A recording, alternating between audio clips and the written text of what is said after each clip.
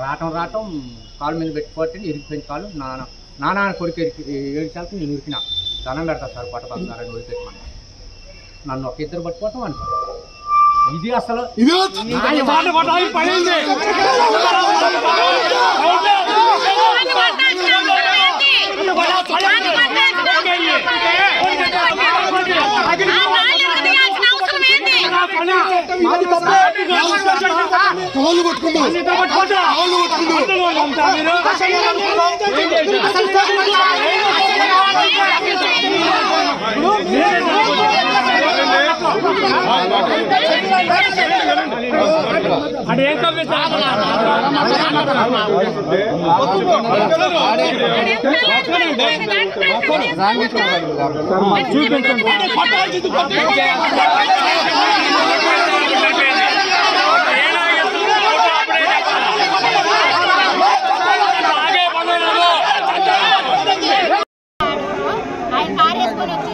తీసుకొచ్చి తెల్లారగట్ల 4 తీసుకొచ్చారు. టైం ఇప్పుడు 12 అవుతుంది. అసలు ఉన్నాడో ఏమన్నా అయ్యిందో చూపిమంటే చూపిట్లా. ఏదన్నా జరిగితే అప్పుడు ఏంది పరిస్థితి? నా పరిస్థితి ఏంది? నా పిల్లల పరిస్థితి ఏంది? నోట్లు గుడ్లు పెట్టి కొడతారు. ఎందుకు కొడతారు? నా ముగ్గురు పిల్లలు ఏమైపోవాలి? నేనేమైపోలా? నాకు ఎలా ఎవరు లేరు, నా తల్లిదండ్రులు లేరు, అన్నదమ్ములు ఎవరు లేరు. నేను ఒక్కదాన్ని, నా మొగుడే నాకన్నీ. ఏదైనా సరే నా మొగుడు లేకపోతే నా పని చేయండి. నేను కూడా సత్తా. ఆయన కానీ ఏమైనా అయిపోతే మాత్రం నేను ముందు సత్తా. నా మొగుడికి ఏదైనా అయితే నా పిల్లలు కూడా ఏదన్నా చచ్చిపోతాం. మీ ముగ్గురు చచ్చిపోతాం, మీ నలుగురు చచ్చిపోతాం. గవర్నమెంట్ తెలుగుదేశం గవర్నమెంట్ వచ్చిన దగ్గర నుండి మేము మర్యాదపూర్వకంగా సిఐ గారిని కలుద్దామని వస్తే ఇప్పుడు కాదు, గంట టైం ఉంది, 2 గంటల టైం ఉంది, అసలు మీరు ఎందుకు వస్తారు, మీకేం పని? ఒక వైఎస్ఆర్ పార్టీ కార్యకర్తని అనవసరంగా తీసుకొచ్చారా, అవసరం ఉండి తీసుకొచ్చారా, ఎందుకు తీసుకొచ్చారని ప్రశ్నించడానికి వస్తే అసలు మీరు వైఎస్ఆర్ వాళ్ళు రావడానికి వీల్లేదని, రానియటానికి వీల్లేదని సిఐ గారు లోపలుండి కానీ ఎస్ఐల చేత సమాధానం చెప్పి పంపించడం ఎంతవరకు న్యాయమో మీరు ఆలోచించండి. 50 సంవత్సరాల రాజకీయం, 70 ఏళ్ళ నుంచి ఇట్లాంటి చరిత్ర ఎప్పుడన్నా మీకు పోలీస్ స్టేషన్లో మీకు పోలీసులు కొట్టడమే తెలుసు, చంపడమే తెలుసు, కేసులు పెట్టడమే తెలుసు. ఇంతకంటే మీరు పరిపాలన ఇదే మీ పరిపాలన? ఒక్కసారి ఆలోచించండి. మీరు ఇంతకుముందు ఏ చరిత్ర ఎవరు కూడా ఏ పార్టీ ఉన్నా సరే ఇటువంటి దుర్మార్గమైన చర్య ఇప్పుడే కనిపిస్తుందని చెప్పి మరి మీ ఆఫీసర్లు మీ దగ్గరకు వచ్చి విన్నవించుకున్నా మీరెవరయ్యా రావడానికి? వాళ్ళకి సంబంధించిన వాళ్ళు వస్తారంటారు. మరి కార్యకర్తను కొట్టినప్పుడు సంబంధించిన నాయకులు రాకుండా ఎవరు రావాలండి? ఇంత దౌర్భాగ్యంగా వచ్చింది ఈ పరిస్థితి. మీరే ఆలోచించి మరి వైఎస్ఆర్సీపీ నాయకులు మరి దౌర్జన్యాలు దిగుతున్నారని మమ్మల్ని అనిపించుకోవటం ఎందుకు? మీరు ఏం న్యాయం చేస్తారో చేయండి.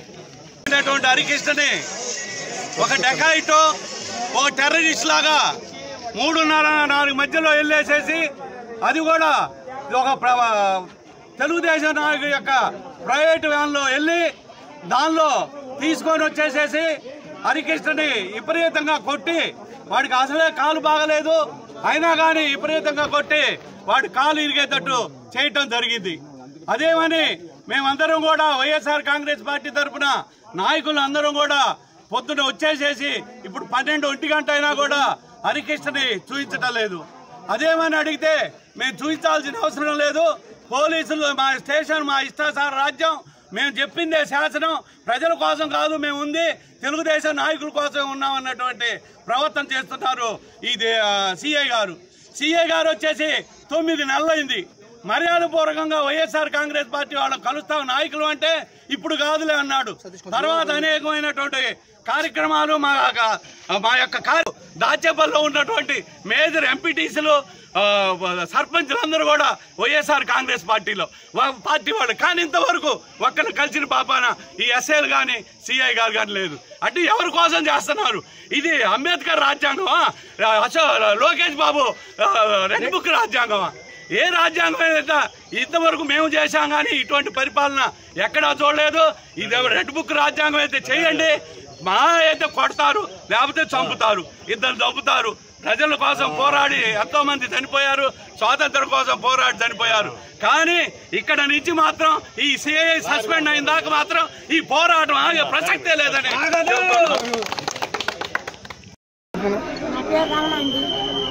వాళ్ళ మేనత్తనండి, హరికృష్ణ వాళ్ళ మేనత్తని కక్కనండి.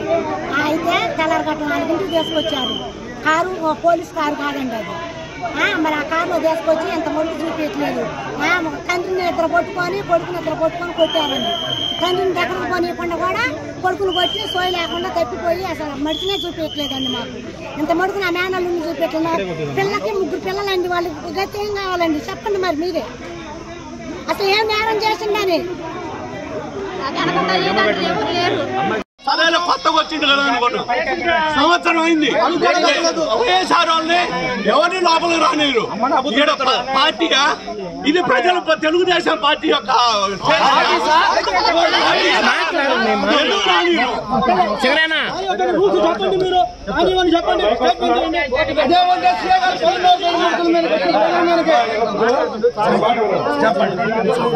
వచ్చిన సమయం సమస్య గురించి అదే ఎప్పటి నుంచో ఉన్న రాజకీయాలు ఇవన్నీ చెప్పాల్సిన అవసరం లేదు.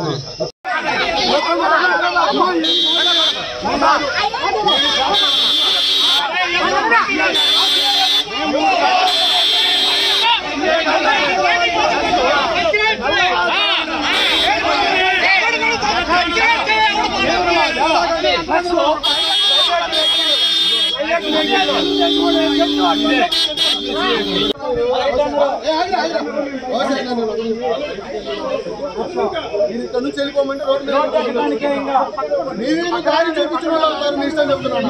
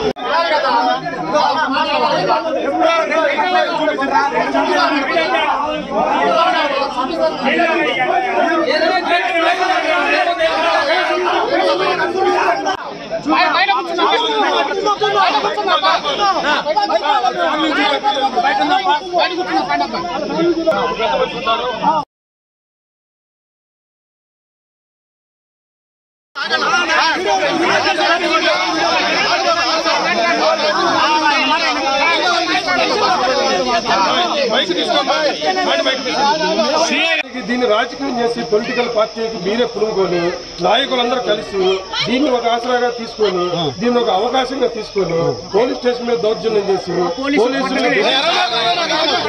బెదిరించాలి